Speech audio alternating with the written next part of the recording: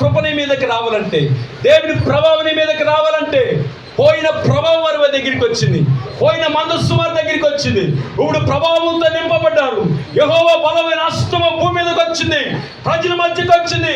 ఇశ్రాయేలు ప్రజల మధ్యన నిలబడి ఒక బలమైన సూచక్రియ చేయడం ప్రారంభించాడు దేవుడు. నీ జీవితంలో కూడా అలాంటి బలమైన కార్యాలు చేయాలంటే ముందు మనం ఏం చేయాలంట? దేవుని సన్నిధిలో ఉపవాసం ఉండి పాపాత్ములయ్యా అని మనం ఒప్పుకున్న రోజున దేవుడు మన పక్షాన వ్యాజ్యం ఆడటం ప్రారంభిస్తాడు. హల్లెలూయా. కనుక మనం ఏం చేయాలంట? మనం తగ్గించుకుని ముందుకు వెళ్ళాలని దేవుని వాక్యం. చూడండి, లూకా సువార్తలో 4:8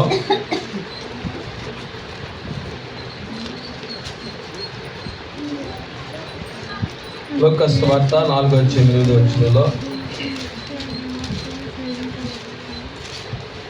మరలా అపవాది మిగుల ఎత్తైన కొండ మీదకి 4:8 మరలా అపవాది మిగుల ఎత్తైన కొండ మీదకి ఆయనను తోడుకొని పోయి ఈ లోక రాజ్యములన్నిటిని వాటి మహిమను ఆయనకు చూపి నీవు సాగిలపడి నమస్కారం చేసిన అన్నిటినీ నీకు ఇచ్చేదనని ఆయనతో చెప్పగా ఏమంటుందండి? కాబట్టి నువ్వు నాకు మొక్కితవా, ఇదంతా నీకు తగుదనని చెప్పాను. అందుకే యేసుని దేవుడని యెహోవాను మొక్కి ఆయన అని సేవింపవాలని రాయబడిందని భక్తులు ఏమంటుంది?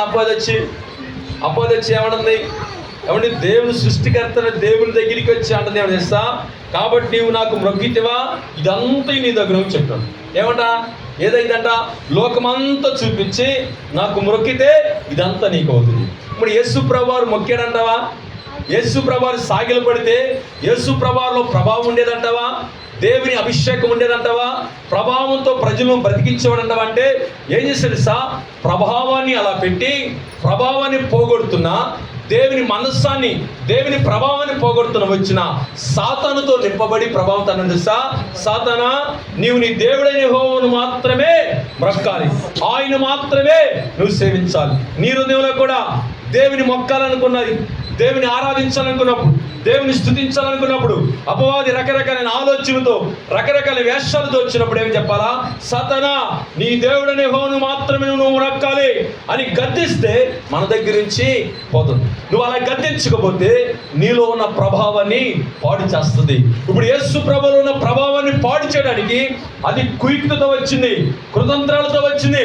వచ్చాడు తెలుసా? ఇదిగో ఇదంతా చూపించి ఈ లోకంలో ఉన్నవన్నిటి చూపి నువ్వు నాకు మొక్కితే ఇదంతా నీకు చేస్తానంటే దేవుడు వాక్యం చేత సాతాన్ని గద్దించడంట.